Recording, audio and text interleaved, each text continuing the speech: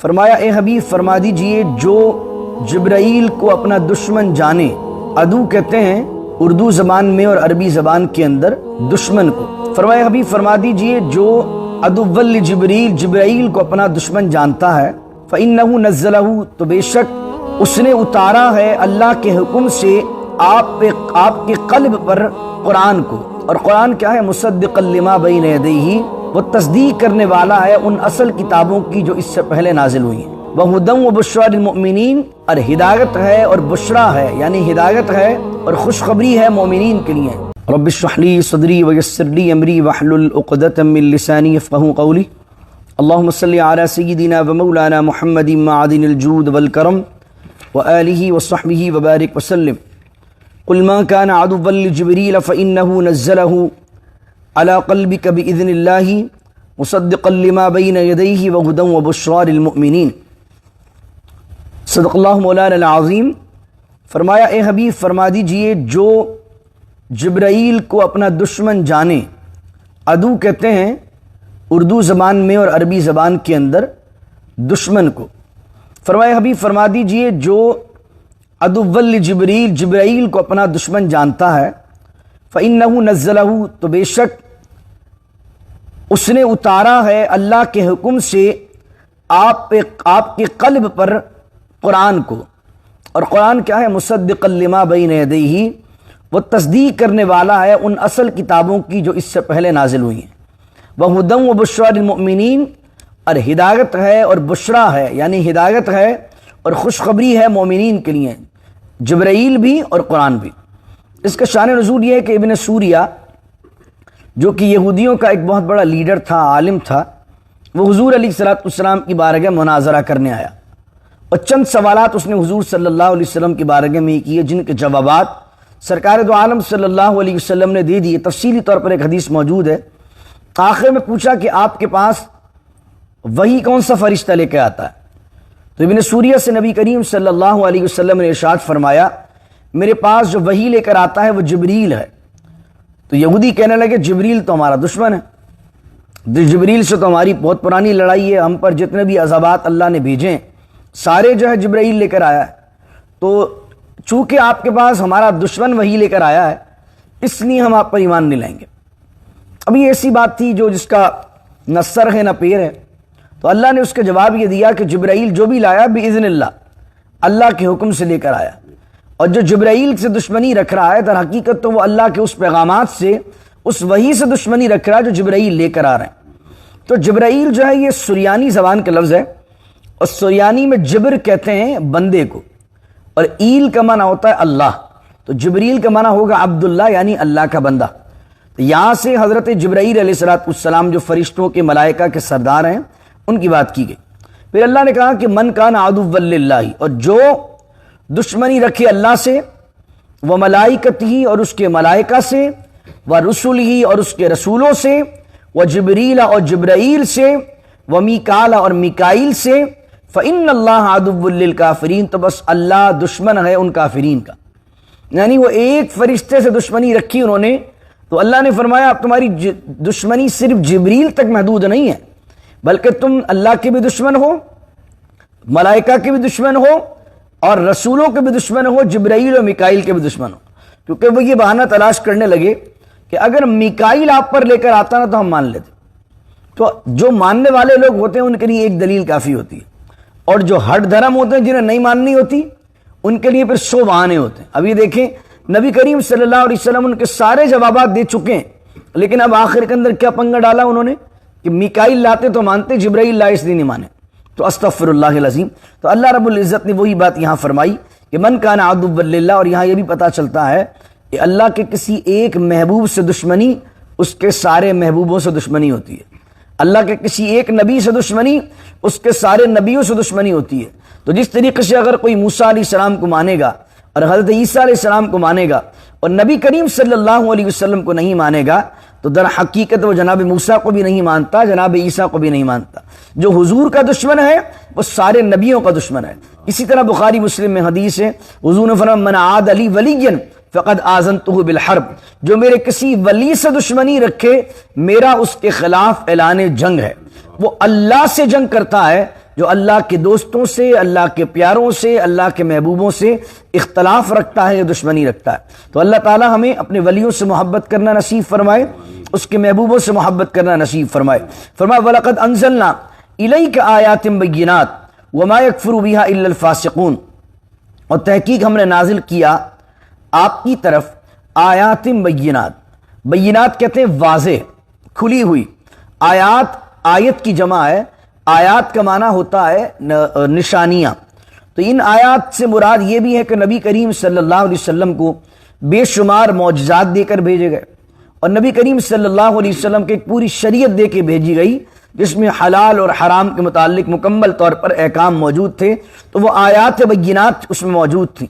حضور علیہ الصلوۃ والسلام کے بارے میں فرمایا اور معجزات دیے گئے، وما یکفر بہا الا الفاسقون، اور اس کا انکار نہیں کریں گے مگر وہی لوگ جو نافرمان ہیں، جو فاسق ہیں، یعنی جن کے دل میں ہدایت ہے، وہ تو آپ کی ایک بات سن کر ایمان لے آئیں گے، جیسے ابو بکر صدیق رضی اللہ عنہ، کہ ان کو پہلی دفعہ ہی دعوت دی گئی، جیسے ہی دعوت دی گئی فوراً اسلام قبول کر لیا۔ تو جن کے دل میں فسق ہے، نفاق ہے، تو وہ لوگ جو ہے وہ آپ کی دعوت کو قبول نہیں کریں گے اور آپ کی آیات بینات کا انکار کریں گے۔ اوَكُلَّمَا عَاهَدُوا عَهْدًا نَبَذَهُ فَرِيقٌ مِّنْهُمْ، اب یہودیوں کا ذکر کیا جا رہا ہے کہ ان میں سے ایک گروہ ایسا ہے، نَبَذَهُ فَرِيقٌ مِّنْهُمْ، فَرِيقٌ مِّنْهُمْ، ان میں سے ایک گروہ ایسا ہے کہ جب وہ عہد کرتا ہے، وعدہ کرتا ہے، تو نَبَذَهُ اس وعدے کو پیچھے پھینک دیتا ہے، اس وعدے کو اٹھا کر پھینک دیتا ہے، توڑ دیتا ہے۔ بل اکثرهم لا یؤمنون، اور ان میں سے جو اکثر ہیں وہ ایمان والے نہیں ہیں۔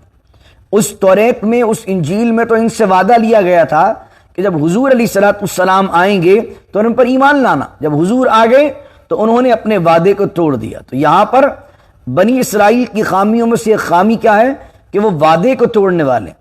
تو مومن کو کیا چاہیے کہ مومن کو اب جب وعدہ کرے تو وعدہ پورا کرے۔ قرآن نے کہا وَأَوْفُوا بِالْعَهْدِ، وعدوں کو پورا کرو۔ إِنَّ الْعَهْدَ كَانَ مَسْئُولًا، کہ بے شک ہر عہد کے بارے میں، ہر وعدے کے بارے میں کل قیامت کے دن تم سے پوچھا جائے گا۔ تو یا تو وعدہ نہ کریں کسی سے، اور وعدہ کر لیں تو پھر اس کو مکمل کریں اور اپنی زبان پر قائم رہیں۔ بل اکثرهم لا یؤمنون، اور ان میں سے اکثر تو وہ ہیں جو ایمان والے نہیں۔ آخری آیت پڑھتا ہوں، ولما جاءهم رسول من عند الله مصدق لما معهم نبذ فريق من الذين اوتوا الكتاب كتاب الله وراء ظهورهم كأنهم لا يعلمون۔ اور یہ نبی کریم صلی اللہ علیہ وسلم وہ ہیں کہ جب ان کے پاس آیا رسول ہمارے پاس سے، اور وہ رسول کون؟ نبی کریم صلی اللہ علیہ وسلم، مصدق لما معهم، اور وہ نبی کون تھا؟ وہ ان نبیوں کی اور ان کتابوں کی تصدیق کرنے والا تھا جو اس سے پہلے آئی ہیں۔ نبی کریم صلی اللہ علیہ وسلم نے ان تمام شریعتوں کو انڈورس کیا، ان تمام نبیوں کو انڈورس کیا۔ اسلام اپنی اپنی بات نہیں کرتا، بلکہ آدم علیہ السلام سے لے کر ہمارے پیارے آقا صلی اللہ علیہ وسلم تک جو دین رہا ہے وہ دین اسلام ہی رہا ہے۔ حضرت آدم کا دین بھی اسلام تھا، حضرت نوح کا دین بھی اسلام تھا، حضرت موسیٰ نے بھی اسلام کی دعوت دی۔ احکامات چینج ہو گئے، حلال و حرام کے مسائل، کہ اس امت کے اندر غنیمت حلال نہیں تھی، اس کے لیے غنیمت حلال ہے، پہلے کچھ اور احکامات تھے، یعنی پریکٹسنگ جو اعمال تھے ان میں تھوڑا چینجنگ آتی رہی، لیکن جو بلیوز تھے وہ بلیوز سب سیم رہے۔ یعنی کسی نبی نے معاذ اللہ یہ آ کر نہیں کہا خدا دو ہیں، سب نبیوں نے آ کر یہ کہا کہ خدا ایک ہی ہے، اسی کی عبادت کرنی چاہیے، وہی وحدہ لا شریک ہے، وہی مالک ہے، وہی خالق ہے۔ تو سب نے دعوت دی ہے اسلام کی۔ تو حضور سب سے آخر میں آئے تو حضور نے اپنے پچھلے سارے انبیاء کی جو دعوت لے کر آئے تھے اور سارے پچھلے صحائف اور کتابوں کی تصدیق کی۔ تو یہ تو جو لوگ پچھلی امتوں سے وابستہ تھے، جو پچھلی اصل کتابوں کو پڑھتے تھے، جو پچھلے نبیوں پر ایمان لاتے تھے، انہیں تو سب سے پہلے ایمان لانا چاہیے تھا حضور پر، کیونکہ حضور علیہ السلام کوئی نئی بات نہیں کہہ رہے تھے، حضور تو وہی بات کو آگے کر رہے تھے، اس کا ایک تسلسل تھا جو پچھلے نبیوں کی دعوت تھی، لیکن انہوں نے نہیں مانا، بلکہ کیا ہوا؟ نبذ فریق من الذین اوتوا الکتاب۔ تو جن لوگوں کو کتاب دی گئی، جو اہل کتاب تھے، عیسائی اور یہودی، کتاب اللہ وراء ظہورہم، انہوں نے کتاب کو اپنی پیٹھ، ظہور ظہر کہتے ہیں پیٹھ کو، ورا مانے ہوتا پیچھے، انہوں نے کتاب کو اپنے پیٹھ کے پیچھے پھینک دیا۔ کأنہم لا یعلمون، جیسا کہ وہ جانتے ہی نہیں ہے کتاب میں کیا لکھا ہوا ہے، یہاں پر آیت نمبر 101 مکمل ہو جاتی ہے، اور الحمدللہ ہم نے سورہ بقرہ کی 101 آیتیں بحمداللہ تعالیٰ تلاوت کر لیں۔ یہاں پر یہ مراد یہ ہے کہ آدمی جان بوجھتے ہوئے کتاب کے اندر چیزیں لکھی ہوئی ہیں، اس کو پتہ ہے حلال ہے، اس کو پتہ ہے حرام ہے، لیکن جان بوجھتے ہوئے وہ ایسا ہو جائے جیسے اس کو پتہ ہی نہیں، جس طرح یہودیوں نے کیا کأنہم لا یعلمون۔ اور کتاب کو پیچھے پھینکنے سے مراد ایسا نہیں ہے کہ اٹھا کر پیچھے پھینک دیا، کتاب کو پیچھے پھینکنے سے مراد ان کی ہے کہ اس کو رکھا تو اپنے سامنے لیکن اس پر عمل نہیں کیا، یعنی اس کو ایسا سمجھ لیا جس سے ہمارے سامنے ہے ہی نہیں، کیونکہ آدمی کے پیٹھ پیچھے کوئی چیز پڑی ہوتی ہے تو اس کو ایسا ہوتا ہے نا جیسے ہے ہی نہیں، کیونکہ پیچھے چھپی ہوئی ہے۔ تو اس طریقے سے اس کے احکامات کو، اس شریعت کو انہوں نے پیچھے رکھ دیا۔ ایک مفسر نے یہاں تک لکھا کہ انہوں نے جزدانوں میں بڑا سجا کر توریت کو رکھا لیکن اس کے احکامات کو پس سے پش ڈال دیا۔ یہی حال ہمارے مسلمانوں کا ہے کہ ہم جزدان میں، بڑے اچھے اچھے غلاف میں، بڑی اچھی اچھی بائنڈنگ میں، اب تو بڑے خوبصورت قرآن کریم آنے لگے ہیں ڈیزائننگ کے لحاظ سے، اس کی بائنڈنگ کے لحاظ سے، لیکن خوبصورت آ تو رہے ہیں لیکن خوبصورت کو پڑھ کتنا رہے ہیں، اس کے احکام پر چل کتنا رہے ہیں۔ صرف یہ کہ طاقوں میں سجایا جاتا ہوں، سینوں سے لگایا جاتا ہوں، سینے سے لگاتے ہیں، ہم چوم لیتے ہیں اس کو، غلاف میں رکھ دیتے ہیں اس کو، رمضان شریف میں تلاوت کر لیتے ہیں اس کی، لیکن قرآن آیا ہے عمل کے لیے۔ تلاوت بڑی اچھی چیز ہے اس کی، لیکن قرآن آیا ہے زندگی میں نافذ کرنے کے لیے، اس پر عمل کتنا ہو رہا ہے۔ ہم نے وہی کام کیا کہ توریت کی طرح، جس طرح وہ توریت کا ادب کرتے تھے، توریت کو منزل من اللہ مانتے تھے، اس کو غلافوں میں رکھتے تھے لیکن عمل نہیں کرتے تھے، وہی حال ہم مسلمانوں کا ہو گیا ہے۔ تو دعا کیجئے اللہ رب العزت سے، اللہ رب العزت ہمیں عمل کی توفیق عطا فرمائے، قرآن کو مضبوطی سے تھامے رکھنا نصیب فرمائے۔ انشاءاللہ کل میں نے آگے 2-4 آیت اس لیے نہیں پڑھی کہ کل انشاءاللہ عز و جل کیونکہ سلیمان علیہ السلام کا ذکر ہے، تو کل وہ سلیمان علیہ السلام کا ذکر اور جادو کا ذکر ہے، تو ایک ڈیٹیل ٹاپک ہے، تو میں نے سوچا کہ کل کے درس میں مکمل طور پر اسی کو میں کور کروں۔ تو انشاءاللہ کل بھی تشریف لائیے، دعا کیجیے اللہ رب العزت سے اللہ قرآن کے نور سے ہمارے سینوں کو منور فرمائے۔